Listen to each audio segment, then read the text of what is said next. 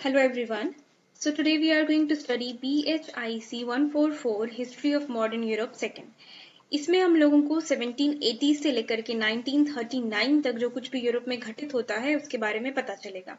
ठीक है, हम लोग स्टार्ट करते हैं। आप देख सकते हैं यहाँ पे टोटल 17 यूनिट्स है, मतलब कि इस सब्जेक्ट में हम लोगों को इस 17 चैप्टर्स पढ़ने हैं। पहले यूनिट से हम लोग स्टार्ट करते हैं, विच इज लिबरल डेमोक्रेसी। बहुत छोटा सा चैप्टर है ये। Introduction. The dramatic transformations in Europe between the 1820s and the 1920s key points include, मतलब कि जो ड्रामेटिक ट्रांसफॉर्मेशन होता है यूरोप में बिटवीन 1820 टू 1920s, उन सभी के की पॉइंट्स यहाँ पे हम लोगों को देखने को मिलेंगे। सबसे पहले देखते हैं कि 19th और 20th अर्ली 20th सेंचुरी में फंडामेंटल चेंजेस होते हैं यूरोप में, specially due to the impact of first world war. जो फंडामेंटल चेंजेस होते हैं, जो प्रकृति में चेंज आ रहा होता है यूरोप का, उसका एक बहुत बड़ा रीजन था फर्स्ट वर्ल्ड वॉर। ये जो चेंजेस थे, these changes were reflected in economic and diplomatic developments. ये सारे चेंजेस इकोनॉमी में और डिप्लोमेटिक डेवलपमेंट्स में हम लोगों को देखने को मिल रहे थे, जिसकी वजह से यूरोप जो है 20th सेंचुरी में रीशेप होता है। ये यूनिट फोकस करता है लिबरल डेमोक्रेटिक रिजीम्स, लाइक जो ब्रिटेन में एक लिबरल डेमोक्रेसी हुई, फ्रांस में, जर्मनी में ड्यूरिंग 1920s, उन सब चीजों पे ये यूनिट फोकस करता है। The economic and political crisis that significantly influenced European history thereafter. और क्योंकि वर्ल्ड वॉर 1 के बाद क्या होता है कि इकोनॉमी और पॉलिटिक्स में बहुत सारा चेंजेस होता है, बहुत सारे क्राइसिस होते हैं, तो उन सारी चीजों का क्या असर पड़ता है यूरोप में, ये चीजें हम लोग आज इस यूनिट में देखेंगे। In essence, the 1920s marked a turning point in European history, leading to new political system and economic challenges. Now, background के बारे में थोड़ा देखते हैं। ये जो पैसेज है वो डिस्कस करता है हिस्टोरियन एरिक हॉब्समैन के व्यू को, जो कहते हैं कि 1914 से लेकर के 1945 as a 30 years of war, मतलब कि इनके हिसाब से कभी भी जो 1914 में वर्ल्ड वॉर शुरू होती है वो कभी भी खत्म ही नहीं होती है। मतलब वर्ल्ड वॉर 1 जैसा कुछ भी नहीं है, वर्ल्ड वॉर 2 जैसा कुछ भी नहीं है। डायरेक्टली जो वॉर है वो 1914 से शुरू होकर के वो 1945 में खत्म होती है, जिसको वो नाम देते हैं 30 years वॉर। और एम्फेसाइज करते हैं कि यूरोप के बहुत सारे अनरिजॉल्व क्राइसिस थे after world war 1 that eventually led to fascism and world war 2। Fascism का मतलब होता है एक्सट्रीम में कोई चीज का विचारधारा रखना, मतलब कि डिक्टेटरशिप होना, मिलिट्री का ज्यादा प्रेजेंस होना। ठीक है। During the interwar period, different political solutions emerged to address this crisis. बहुत सारे political solutions थे जो इस क्राइसिस से डील करने की कोशिश कर रहे थे, जैसे कि जो radical leftist revolutionaries थे, मतलब मार काट के सब खत्म कर दो, सब ठीक हो जाएगा। फेसिज्म मैंने बताया, और लिबरल डेमोक्रेसी, सब मिलकर के ट्राई कर रहे थे कि चीजें ठीक हो जाए। Liberal democracy though surviving in Britain and France faced major challenges. Liberal democracy जो है वो ब्रिटेन और फ्रांस में सर्वाइव तो करती है, लेकिन इसको बहुत सारे चैलेंजेस झेलने को पड़ते हैं। तो सबसे पहला चैलेंज क्या है इनका? Radicalization of population due to wars, brutality and dislocation. मतलब कि वॉर में अल्टीमेटली बड़े बड़े लोगों का भले ही निर्णय हो, लेकिन अंत में जो लोग पिसते हैं वो आम लोग होते हैं, जिसकी वजह से लोगों में बहुत ज्यादा रेडिकलाइजेशन, बहुत गुस्सा बढ़ जाता है, क्योंकि वॉर की ब्रुटैलिटी और डिसलोकेशन जो है वो लोकल पॉपुलेशन ने ही देखी होती है। और revolutions in Russia failed, uprising in, revolution हो रहे होते हैं रशिया में, जार को किडनैप कर लिया जाता है, etc. बहुत कुछ हो रहा होता है रशिया में। इसके अलावा जर्मनी और हंगरी में कुछ जो अपराइजिंग्स है, मतलब कुछ जो आंदोलन हो रहे होते हैं, वो फेल हो जाते हैं। Social pressures from workers and women demanding rights and suffrage. मतलब कि जो वर्कर हैं, जो फैक्ट्रीज में काम कर रहे हैं, वो अपने लिए अच्छी लाइफस्टाइल के डिमांड करते हैं। वुमेन जो हैं वो अपने लिए वोटिंग का हक मांगती हैं। इस तरह की चीजें भी इस दौरान हो रही होती हैं। इकोनॉमिकल प्रेशर भी यहाँ पे हम लोगों को देखने को मिलता है, क्योंकि ग्रेट डिप्रेशन में बहुत सारे चीजें ऐसी हुई थी जिसकी वजह से लोग काम नहीं कर रहे थे, उनको काम मिल नहीं रहा था। ठीक है। तो 1929 में ग्रेट डिप्रेशन की वजह से बहुत ज्यादा इकोनॉमिकल प्रेशर भी यूरोपियन सोसाइटी को देखना पड़ा। The Weimar Republic in Germany was the first attempt at liberal democracy in the country. मतलब कि वाइमर रिपब्लिक जो था, जो कि जर्मनी में ये रिपब्लिक था, ये पहला अटेम्प्ट था एक लिबरल डेमोक्रेसी बनाने का जर्मनी में, लेकिन अनस्टेबल था। लेकिन ये अनस्टेबल था मतलब कि यहाँ ये स्थिरता के साथ कायम नहीं रही ये वाइमर रिपब्लिक। ये मतलब कि कोई सत्ता है, कुछ चीजें चल रही हैं आपस में, तो उसका स्थायित्व होना जरूरी है ताकि बदलाव आ सके, खुशहाली आ सके, चीजें ठीक हो सके। लेकिन ये अनस्टेबल था ये वाइमर रिपब्लिक। और यहाँ पे एक चीज ये भी देखने को मिलती है कि बहुत सारे इंटेलेक्चुअल और कल्चरल इनोवेशन बहुत ज्यादा होते हैं 1920s के आसपास। इंटरनेशनली लिबरल डेमोक्रेसीज जो है वो रिस्पॉन्ड करती है थ्रेट्स को। मतलब कि जो कैसे थ्रेट्स, ये सारे थ्रेट्स, मतलब कि जैसे रेडिकलाइजेशन हो जा रहा है, सोशल प्रेशर है, इकोनॉमिकल प्रेशर है, ग्रेट डिप्रेशन है, तो इन सारी इंटरनेशनली लिबरल डेमोक्रेसीज जो है इन सारी चीजों पे, इन सारे थ्रेट्स का रिस्पॉन्ड करती है। कैसे थ्रेट्स? ऐसे थ्रेट्स, रेडिकलाइजेशन हो रहा है, सोशल प्रेशर हो रहा है, इकोनॉमिकल प्रेशर है, तो इन सारी चीजों से टैकल करने के लिए क्या करता है, क्या करते हैं कुछ कुछ नेशंस, जैसे कि जो फ्रांस है वो डिमांड करता है जर्मनी से कि तुम मुझे रिपरेशंस दो, मतलब कि तुम मुझे मुआवजा दो, और building alliances to contain it, मतलब कि वो इस पे अलायंस चाहता है कि तुम मुझे इतना, मेरे लॉस हुआ है तो तुम मुझे इतने पैसे दो, ये करो वो करो, ठीक है। ये जो एक बहुत सारी बड़ी चीज थी ना कि जर्मनी को बहुत सारा ज्यादा डेप्ट हो जाता है, उसको दूसरे कंट्रीज को पे करना पड़ता है, जो कुछ भी वॉर की वजह से दिक्कतें हुई, ये सारी चीजें भी वर्ल्ड वॉर 2 को लीड करती हैं।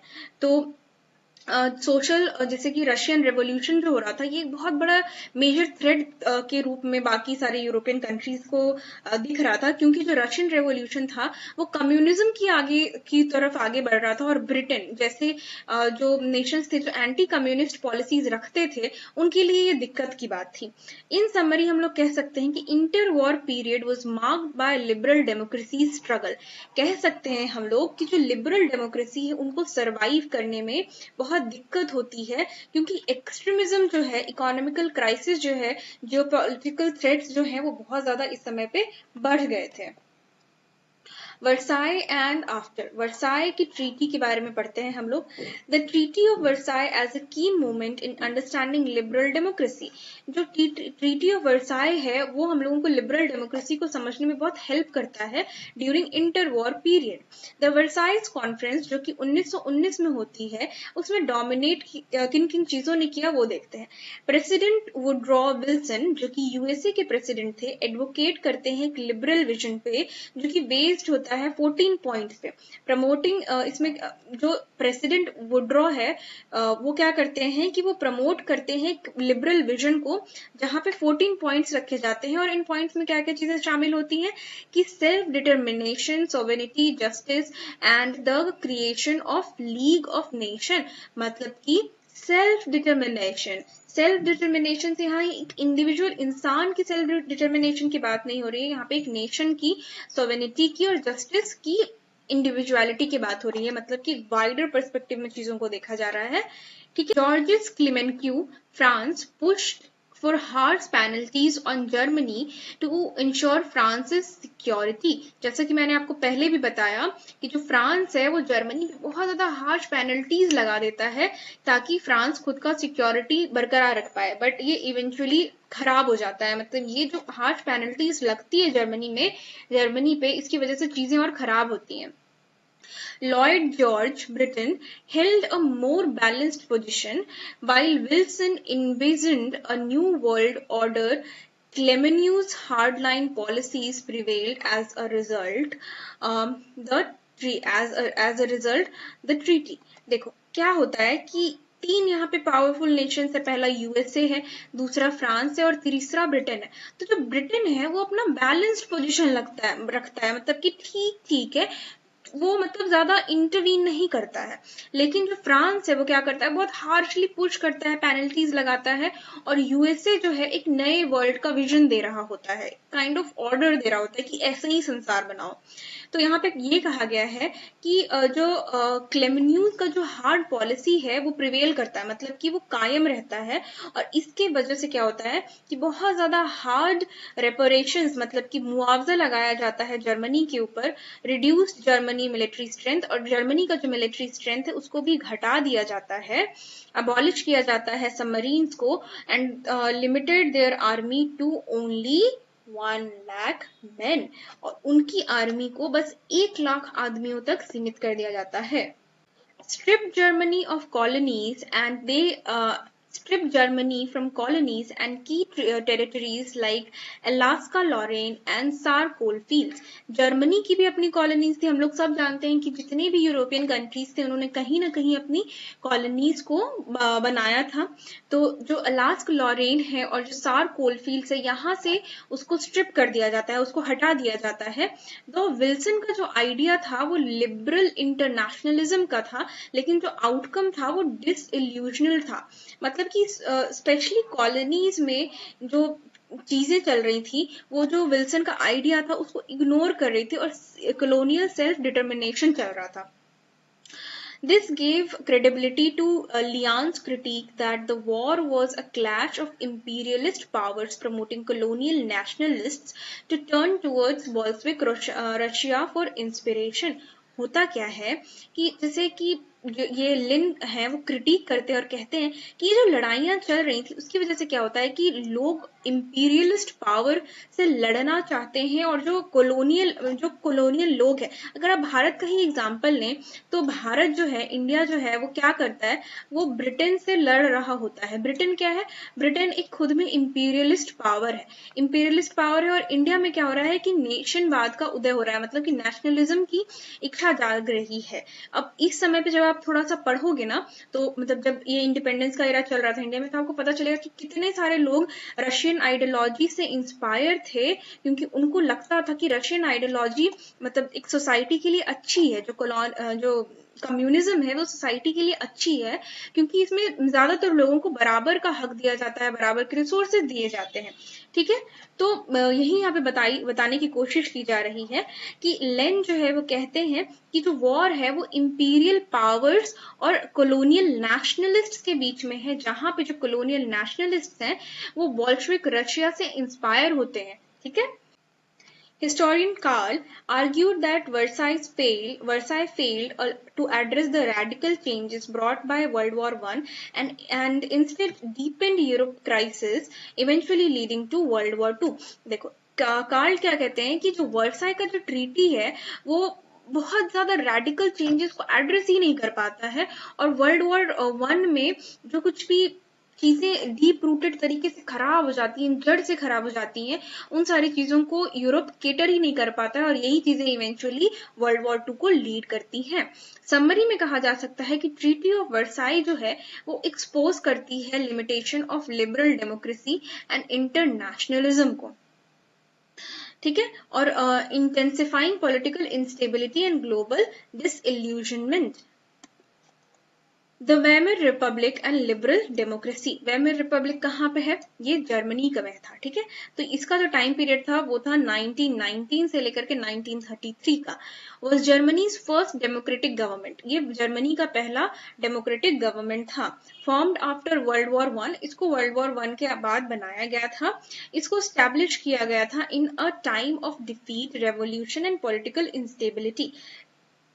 इसको तब बनाया गया था जब जर्मनी में बहुत ज्यादा अनस्टेबिलिटी थी, रेवोल्यूशंस हो रहे थे और जर्मनी हार चुका था।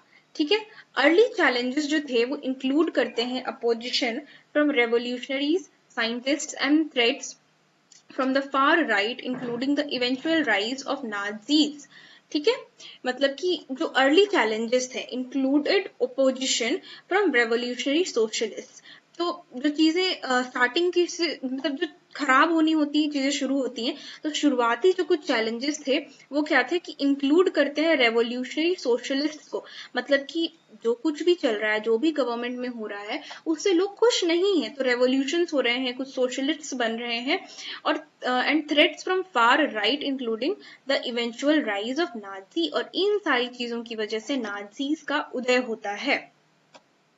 Despite being a progressive democracy with universal suffrage and civil liberties, Weimar governments were often weak coalitions dominated by centrist and right-wing forces।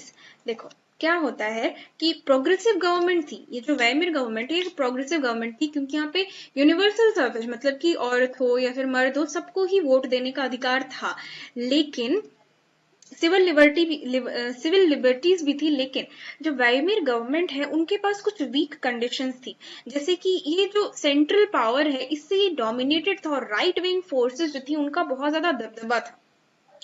गुस्टाव स्ट्रेसमैन जो है वो एक बहुत की रोल प्ले करते हैं during the 1920s in stabilizing Germany's polity and economy, resisting French occupation, introducing the Dawes plan, gaining entry into the League of Nations and encouraging industrial recovery. देखो यहाँ पे एक छोटा सा सेंटेंस जिससे बताया जा रहा है कि गुस्टाव जो है वो एक बहुत की रोल प्ले करते हैं ताकि जर्मनी थोड़ी सी स्टेबलाइज हो जाए आफ्टर वर्ल्ड वॉर 1। तो वो क्या करते हैं कि इकोनॉमिकल चेंजेस कुछ करते हैं और मतलब कि फ्रांस को रेजिस्ट करने की कोशिश करते हैं, जो फ्रांस एक्सप्लॉइट करने पे उतर जा रहा था जर्मनी को कि जितनी भी मेरे वॉर क्राइसिस में दिक्कतें हुई हैं सब तुम्हारी वजह से हुई हैं, तो नाउ यू हैव टू पे मी ईच एंड एवरी पेनी। तो इन सारी चीजों से गुस्टाव जो है बचाने की कोशिश करते हैं जर्मनी को। However, जो ग्रेट डिप्रेशन है वो shattered the economy, ignoring elite support for democracy। अब ग्रेट डिप्रेशन की वजह से, ग्रेट डिप्रेशन एक ऐसा टाइम था जब सब कुछ अनस्टेबल था, लोग बहुत दुखी थे, उनके पास काम नहीं था, उनके पास खाने को पैसे नहीं थे, बहुत सारी चीजें बुरी हो रही थी इस समय में इकोनॉमिकल पर्सपेक्टिव से, जिसकी वजह से एलिट्स का जो सपोर्ट है डेमोक्रेसी को वो नष्ट हो जाता है, खत्म हो जाता है। बहुत सारे एलिट्स जो है वो नाजीज को बैक करने लगते हैं, फियर करते हैं, उनको डर लगता है कि कहीं कम्युनिज्म जो है वो हमारे जर्मनी को ओवरटेक ना कर ले और रेवोल्यूशनरी कोई चेंज ना हो जाए। स्कॉलर्स जो हैं डिबेट करते हैं कि जर्मनी पर्टिकुलरली और failure to fully adopt liberal democracy like Britain and France, but others argue such comparisons are flawed. मतलब कि बहुत सारे जो स्कॉलर्स है वो आर्ग्यू करते हैं कि जर्मनी जो है वो एक लिबरल डेमोक्रेसी को, लाइक जैसे ब्रिटेन और फ्रांस ने एक लिबरल डेमोक्रेसी को अपना लिया, जर्मनी उस तरह की डेमोक्रेसी को नहीं अपना पाता है। तो इसमें दूसरे जो स्कॉलर्स है वो आर्ग्यू करते हैं कि ऐसा कोई कंपैरिजन करना ठीक नहीं होगा, एज जर्मनी की सिचुएशन फ्रांस और ब्रिटेन से अलग थी। Despite its collapse the Weimar era was a vibrant culture and intellectual period. तो जो वाइमियर का एरा था, जिस समय पे पॉलिटिक्स जो थी वो स्टेबल थी थोड़ी, जिस समय पे गुस्टाव ट्राई कर रहे थे कि सब कुछ ठीक हो जाए, उस समय पे चीजें बहुत अच्छी हुआ करती थी। वाइब्रेंट कल्चर, इंटेलेक्चुअल पीरियड देखने को हम लोगों को यहाँ पे मिलता है। It saw pioneer work in philosophy, theater, film, art, and architecture with figures like Edgar Lucas and Frankfurt School, Brits, Fritz Lang, and Bauhaus movement, leaving a lasting global legacy। तो जहां भी चीजें स्टेबल होती हैं political और economical perspective के साथ साथ, तो आर्ट, फिलोसफी, ऐसी सारी जो चीजें हैं वो फ्लॉरिश ऑब्वियसली करती हैं। तो वही होता है जर्मनी में भी।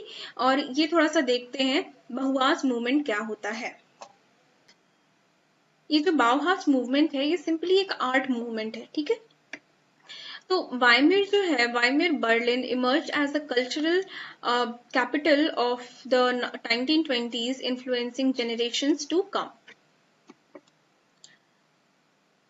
Social structure and the search for stability, Britain and France. Social struggle and the search for stability, Britain and France. Britain और फ्रांस जो है सोशल स्ट्रगल्स करते हैं, क्यों करते हैं? ताकि उनको थोड़ी सी स्टेबिलिटी मिल पाए। Apart from the Weimar republic of Germany, France and Britain were also the other two important democratic regimes. There were many similarities between two regimes, but they were also different in some ways. Weimar republic की तो बात हम लोगों ने Germany के context में कर ली, लेकिन जो फ्रांस है वो और ब्रिटेन है ये भी अपने अपने जगहों पे स्ट्रगल कर रहे होते हैं डेमोक्रेटिक रिजीम को लेकर के। बहुत हद तक दोनों में सिमिलैरिटीज हैं, लेकिन बहुत ये अलग भी हैं, क्योंकि फ्रांस में पूरी तरह से मोनार्की को अबॉलिश किया जा चुका था और ब्रिटेन जो थी वहां पे मोनार्की अभी भी कायम थी। Britain had an economic superpower but had lost its superior economic status by beginning of the 20th century. जो ब्रिटेन था वो बहुत बड़ी एक इकोनॉमिक पावर था क्योंकि इसकी कॉलोनीज जो थी यहाँ से ये बहुत ज्यादा अमानवीय तरीके से धन को एक्सट्रैक्ट करके सिर्फ अपने फेवर में यूज कर रहा था। तो लेकिन 20th सेंचुरी के आते आते तक ये सारी चीजें जो इसके सुपीरियोरिटी है ये खत्म होने लगती है। फ्रांस दूसरे हैंड में क्या कर रहा था, had to manage to retain economic prosperity in post war period. अब फ्रांस जो है वो उसको क्योंकि फर्स्ट वर्ल्ड वॉर में जर्मनी की वजह से बहुत ज्यादा परेशानियों का सामना करना पड़ा था, तो वो अपने इकोनॉमिक प्रोस्पेरिटी को मैनेज करने की कोशिश कर रहा था वॉर के बाद। चलो डिस्कस करते हैं कि ब्रिटेन और फ्रांस में आगे क्या क्या चीजें होती हैं। तो देखते हैं Britain. The economic and political decline of Britain after world war one. World war one के बाद इकोनॉमी और पॉलिटिक्स में ब्रिटेन का बहुत डिक्लाइन होता है। ब्रिटेन जो ग्लोबल इकोनॉमिकल उसका डोमिनेंस था based on 19th century free trade imperialism declined further in the 1920s and United States emerged as the new economic power. तो ब्रिटेन जो है उसका डोमिनेंस हुआ करता था 19वीं शताब्दी में, लेकिन 20वीं शताब्दी में उसका जो डोमिनेंस है वो खत्म हो जाने लगता है क्योंकि जो कॉलोनीज है वो धीरे धीरे आपस खुद को फ्री कर रही थी और जो फ्री ट्रेड इंपीरियलिज्म था वो खत्म हो जाता है और यूएसए जो है वो एक नए पावर की तरह, इकोनॉमिकल पावर की तरह इमर्ज होने लगता है। ब्रिटेन जो है, Britain's dependency on US grew during the war. अब क्योंकि जो यूएस है मतलब यूनाइटेड स्टेट्स ऑफ अमेरिका जो है वो वेपन्स बना रहा था, अब क्योंकि वो वेपन्स बना रहा है तो ब्रिटेन को चाहिए लड़ाई लड़ने के लिए हथियार, तो उसकी जो डिपेंडेंसी है वो बढ़ जाती है यूएसए पे। A minor recovery occurred by 1924 with state support. Industries like automobiles and shipbuilding revived and Britain returned to the gold standard in 1925. जो मतलब कि थोड़ा बहुत स्टेबिलिटी का माहौल देखने को मिलता है ब्रिटेन के लिए 1924 में। तो कुछ इंडस्ट्रीज जो हैं वो बहुत ज्यादा ब्रिटेन को सपोर्ट करती हैं इस एरा में, जैसे ऑटोमोबाइल्स हो गया, और मतलब ऑटोमोबाइल्स मतलब कि मोटर पार्ट्स एंड ऑल, थोड़ा सा व्हीकल वाली चीजें, और शिप बिल्डिंग जो है ब्रिटेन के गोल्डन स्टैंडर्ड को रिटर्न कर देती है 1925 में। लेकिन इंडस्ट्री जो कभी भी पूरी तरह से वॉर के बाद रिकवर नहीं हो पाई, प्री वॉर स्ट्रेंथ नहीं ले पाई, और ब्रिटेन को बहुत सारा कंपटीशन हैंडल करना पड़ता है यूएसए से, जर्मनी से और जापान से। This economic decline led to the political shift. इस इकोनॉमिक डिक्लाइन की वजह से पॉलिटिकल शिफ्ट देखने को मिलता है। द लिबरल पार्टी वीकन, मतलब कि जो लिबरल पार्टी होती है वो वीक पड़ जाती है, और जो लेबर पार्टी है जो रिप्रेजेंट करती है वर्किंग क्लास के इंटरेस्ट्स को, वो राइज में आ जाती है, वो पावर में आ जाती है। और कोलिशन गवर्नमेंट जो है वो हम लोगों को देखने को मिलती है 1924 से 1929 के बीच। ठीक है, जनरल हाँ, तो the 1920s saw intense labour unrest, मतलब कि जो लेबर्स थे वो बहुत ज्यादा इस समय पे प्रोटेस्ट कर रहे होते हैं, अपने राइट्स के बारे में बात कर रहे होते हैं। स्पेशली जो माइनर्स हैं, जो culminating in the general strike off 1926, मतलब कि जो माइनर जो वर्कर्स थे जिन्होंने जनरल स्ट्राइक्स ऑफ 1924 में पार्टिसिपेट किया, उसकी वजह से बहुत ज्यादा लेबर इंटेंस बढ़ जाता है।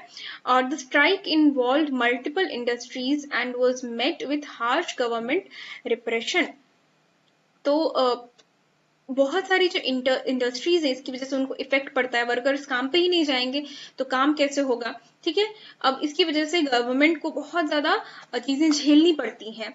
The conservative suppress the strike, मतलब कंजर्वेटिव्स जो थे वो सप्रेस कर देते हैं स्ट्राइक्स को और बहुत सारे लॉज को पास करते हैं ताकि जो यूनियंस है वो वीक पड़ जाएं।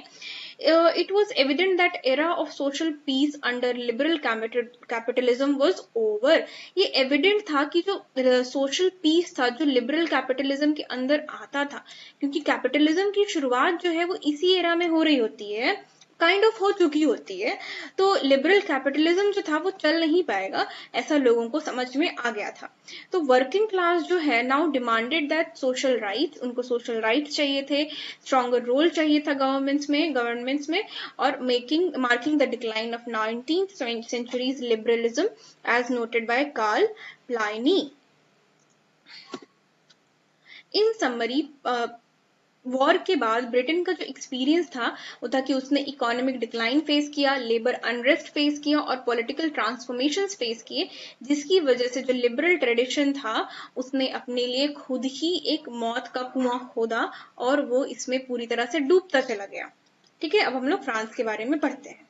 Francis post world war one economic recovery वो स्ट्रॉन्गर देन ब्रिटेन, मतलब कि ब्रिटेन से अच्छे तरीके से काम कर रहा था फ्रांस जब उसको इकोनॉमिक रिकवरी करनी थी आफ्टर वर्ल्ड वॉर वन। ठीक है, though it lack dramatic industrial growth like Britain and US, यहाँ पे बहुत ज्यादा ड्रामेटिक ग्रोथ नहीं होता है लाइक ब्रिटेन एंड यूएस, लेकिन इसकी इकोनॉमिकल रिकवरी अच्छी थी। वॉर के जो एफर्ट थे उसकी वजह से इंडस्ट्रियल रैशनलिज्म हो गया था, मतलब कि इंडस्ट्रीज जो थे वो थोड़े थोड़े बट गए थे। And the return of Alsace Lorraine and use of hydro electric power served further development. अब क्योंकि ये जो अलास्का लॉरेन का जो रीजन है, ये जो कॉलोनी जो जर्मनी के पास हुआ करती थी, ये जब फ्रांस के पास आ जाती है और हाइड्रो इलेक्ट्रिक पावर्स का यूज होता है तो इससे फ्रांस के डेवलपमेंट में हेल्प मिलती है। By 1925 industrial output doubled from the 1990s level, but high food prices and labor costs made exports less competitive. तो इंडस्ट्रियल आउटपुट जो है वो डबल हो जाता है 1919 के कंपैरिजन में, अभी 1925 की बात हो रही है, लेकिन खाने के दाम बहुत ज्यादा बढ़ जाते हैं और लेबर कॉस्ट बहुत ज्यादा बढ़ जाता है। इसकी वजह से जो एक्सपोर्ट्स है उतने कॉम्पिटिटिव नहीं हो पाते हैं, क्योंकि ब्रिटेन और जो यूएसए हैं उनको लो लेबर कॉस्ट मिल रहा है। ठीक है, तो पॉलिटिकली फ्रांस जो है वो लेफ्टिस्ट और राइटिस्ट के बीच में डिवाइड होने लगता है, with the left gaining ground in the 1924 elections. The left wing coalition without communists briefly came to power but was unstable and Poincare returned in 1926। देखो, लेफ्ट और राइट दोनों का एक डिवाइड हम लोगों को देखने को मिलता है, जहां पे जो लेफ्ट है वो पावर हासिल करता हुआ हम लोगों को दिखता है कब, जब 1924 में इलेक्शंस होते हैं। और लेकिन जो लेफ्ट विंग का जो कोलिशन है विदाउट कम्युनिस्ट, मतलब कि जो वामपंथी दल है उनका कम्युनिज्म के साथ जो कोलिशन नहीं होता है, उनकी साथ में मिलीजुली सरकार नहीं बनती है, जिसकी वजह से जो राइट विंग है वो फिर से वापस आ जाता है 1926 में और लेफ्ट विंग जो है वो अनस्टेबल हो जाता है।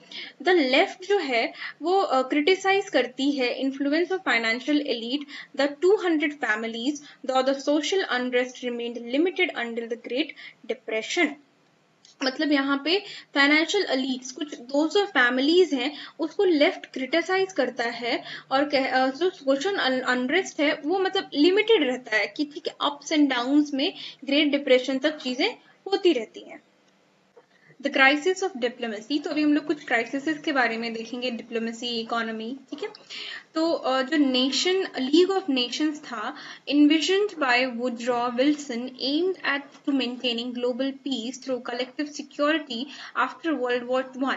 मतलब कि जो वुड्रॉ विल्सन है, जिसके बारे में हम लोगों ने पहले भी पढ़ा, जो यूएसए के प्रेसिडेंट थे, उनका एम था कि वो कलेक्टिव सिक्योरिटी को गेन कर पाए आफ्टर वर्ल्ड वॉर I। लेकिन क्या ऐसा होता है? However, different national interests complicated its effectiveness. Britain saw Soviet Russia as the main threat, while France focused on Germany. मतलब कि आपस में ही लोग लड़ने लग जाते हैं। विल्सन का कहना था मिलजुल करके आराम से रहो, लेकिन ब्रिटेन जो है वो रशिया से अपना उसको खौफ होने लग गया और फ्रांस जो था वो अपना फोकस जर्मनी पे करता रहा। मतलब कि ब्रिटेन अपना सारा फोकस रशिया और फ्रांस अपना सारा फोकस जर्मनी पे कर रहा है कि तुम मुझसे दूर रहो, मैं तुमसे बेहतर हूँ, इस तरह की चीजें। तो फ्रांस का जो डिमांड था वो सिक्योरिटी और स्पेशली जर्मनी का जो रेपरेशन था, जो मुआवजा था, often clashed with Britain stance leading to diplomatic tension. ये जो चीजें हैं जो फ्रांस और जर्मनी के बीच में चल रही हैं रेपरेशंस को लेकर के, इसकी वजह से ब्रिटेन का जो स्टांस है वो क्लियर नहीं हो पाता है, वो डिप्लोमेटिक रहना चाह रहा है। तो फ्रांस जो है वो फॉर्म करना एक अलायंस शुरू कर देता है, bilateral pact outside the League system. मतलब कि फ्रांस, ब्रिटेन, क्योंकि अब उसका स्टांस डायरेक्टली फ्रांस की तरफ क्लियर नहीं है ब्रिटेन का, तो फ्रांस जो है वो अपने खुद के रास्ते ढूंढने लग जाता है और इसकी वजह से जो लोरांको ट्रीटीज है उसको लीड किया जाता है, जिसमें क्या होता है कि फ्रांस और जर्मनी प्लेज करते हैं not to go to war, मतलब कि ये सारे लोग कभी भी वॉर पे नहीं जाएंगे।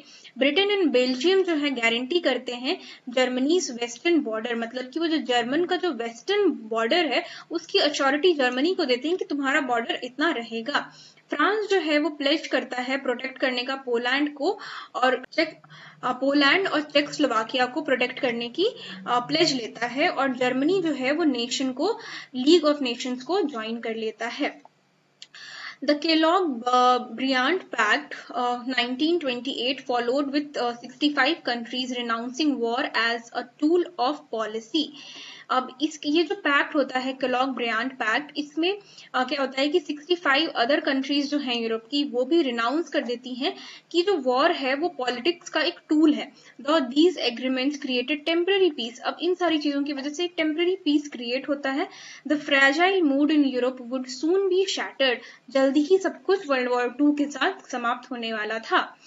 द इकोनॉमिक क्राइसिस के बारे में जब हम लोग देखें तो हम लोगों को पता चलता है कि the economic transformation and crisis in post world war 1 era focused on both capitalist and socialist models, मतलब कि इसके बाद लोग दोनों चीजों को, वर्ल्ड वॉर 1 के बाद लोग कैपिटलिज्म को और सोशलिज्म दोनों मॉडल्स पे फोकस कर रहे थे।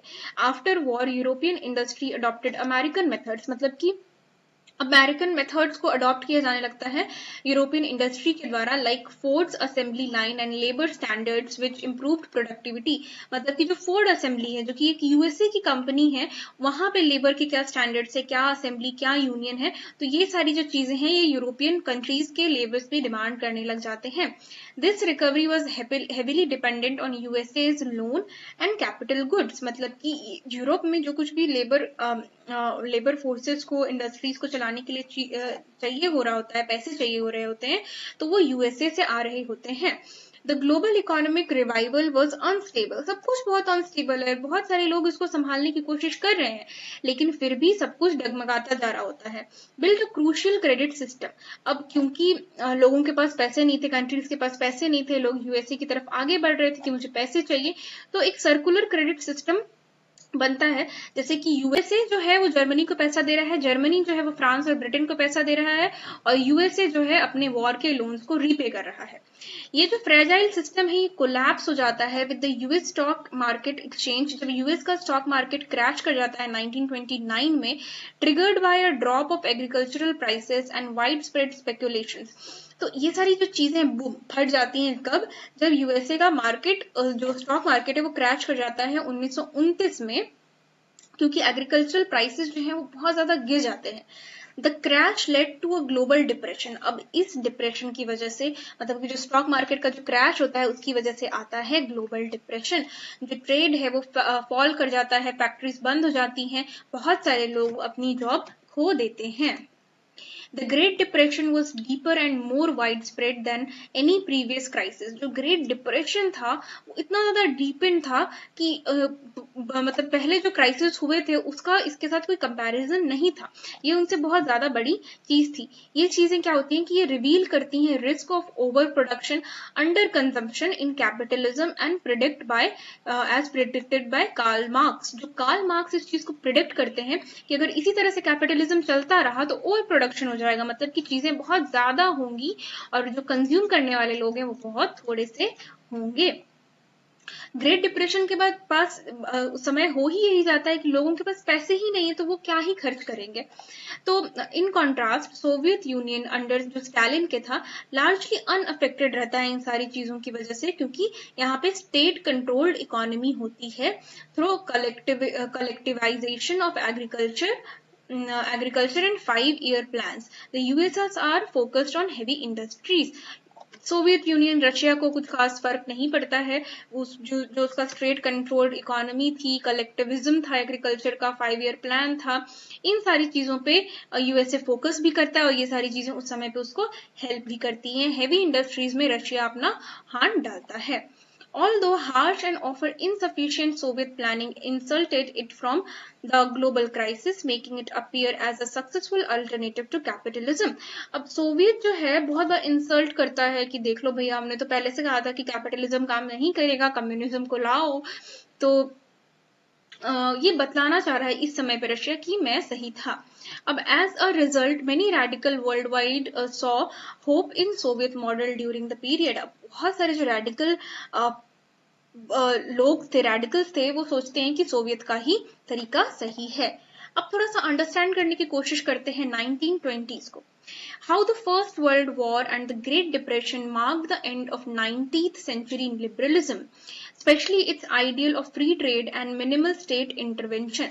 मतलब कि जो state intervention है, इसका मतलब होता है कि जो politics है वो economical चीजों में बहुत कम intervene करेगी। लेकिन क्या होता है कि जब 19th century में क्या क्या क्या चीजें थी कि minimal state intervention था, free trade agreements थे, सेंचुरी का लिबरलिज्म था। तो ये सारी चीजें 19th सेंचुरी की खत्म हो जाती है फर्स्ट वर्ल्ड वॉर के बाद, जब ग्रेट डिप्रेशन आ जाता है। कार्ल जो है वो कहते हैं कि वर्ल्ड वॉर 1 जो है वो डिस्ट्रॉय कर देता है यूरोप के फाउंडेशन लिबरल थॉट को, और इकोनॉमिकल क्राइसिस स्टार्ट हो जाते हैं 1930s से, जो कि सारी चीजों को कंप्लीटली कोलैप्स कर देता है। जो भी सिस्टम यूरोपियन सिस्टम था उसको कंप्लीटली कोलैप्स कर देता है। और इकोनॉमिस्ट जॉन मेरांट केनियस जो है वो कहते हैं, वो एक नया मॉडल ही ऑफर कर देते हैं, जहां पे वो कहते हैं कि state activity intervenes in the economy to boost demand through public works। मतलब कि अब स्टेट को इंटरफेयर करना चाहिए इकोनॉमिक एक्टिविटी में, वेलफेयर करना चाहिए अपनी पॉलिसीज के द्वारा, और इंडस्ट्रीज को सपोर्ट करना चाहिए। ये जो अप्रोच है ये इन्फ्लुएंस करती है सेंटर लेफ्ट पॉलिसीज को। मतलब कि जो सेंटर में जो लेफ्ट पॉलिसीज थे उनको इन्फ्लुएंस करती है, और यूरोप और यूएसए दोनों ही जो है, इंक्लूडिंग ब्रिटेन का जो लेबर पार्टी है और रॉजवेल्ट न्यू डील है, ये सारी चीजें इफेक्ट हो जाती हैं इस थॉट से। From the right critics emerge in Germany. अब जो राइटिस्ट थे वो इमर्ज करते हैं जर्मनी में। Thinkers like Oswald, Karl and Martin जो है ये रिजेक्ट करते हैं लिबरलिज्म और मॉडर्निटी के आइडिया को। इंस्टेड वो अथॉरिटेरियन, मतलब कि डिक्टेटरशिप को प्रमोट करते हैं, एंटी डेमोक्रेटिक आइडियाज लाते हैं, और इन्फ्लुएंस हो जाते हैं नाजी आइडियोलॉजी से। दीज इंटेलेक्चुअल शिफ्ट जो है, ये जो सारे इंटेलेक्चुअल शिफ्ट्स हैं, ये रिवील करते हैं कि क्या क्या सेटलमेंट्स और क्या क्या अनस्टेबिलिटी होती है पोस्ट वर्ल्ड वॉर 1।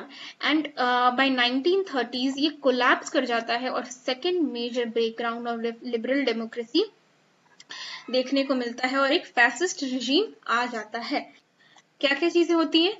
तो वर्ल्ड वॉर 1 में जो फ्रांस है, ब्रिटेन है, यूएसए है, ये सारे लोग जो हैं वो जीत जाते हैं। और कौन हार जाता है? जर्मनी हार जाता है। जर्मनी को क्या करना पड़ता है कि ब्रिटेन और फ्रांस को बहुत ज्यादा पैसे देने पड़ते हैं एज मुआवजा ऑफ वॉर। और यहाँ पे हम लोगों को सर्कल देखने को मिलता है कि किस तरह से इंडस्ट्रीज में, पॉलिटिक्स में बहुत सारे अप्स एंड डाउन्स आते हैं। मतलब सेम काल में ही हम लोगों को देखने को मिलता है कि विमेन जो है वो अपने राइट्स के लिए लड़ना शुरू कर देती हैं। जो जो लेबर्स हैं वो भी कहते हैं कि नहीं, अब मुझे अपने अच्छे राइट्स चाहिए। तो बहुत कुछ हो रहा होता है जिसकी वजह से अनस्टेबिलिटी आती है, और वर्ल्ड वॉर 1 जो था वो कभी भी एक पूरा सॉल्यूशन नहीं दे पाता है यूरोप के डीप रूटेड क्राइसिस को। और अल्टीमेटली क्या देखने को मिलता है? World war 2।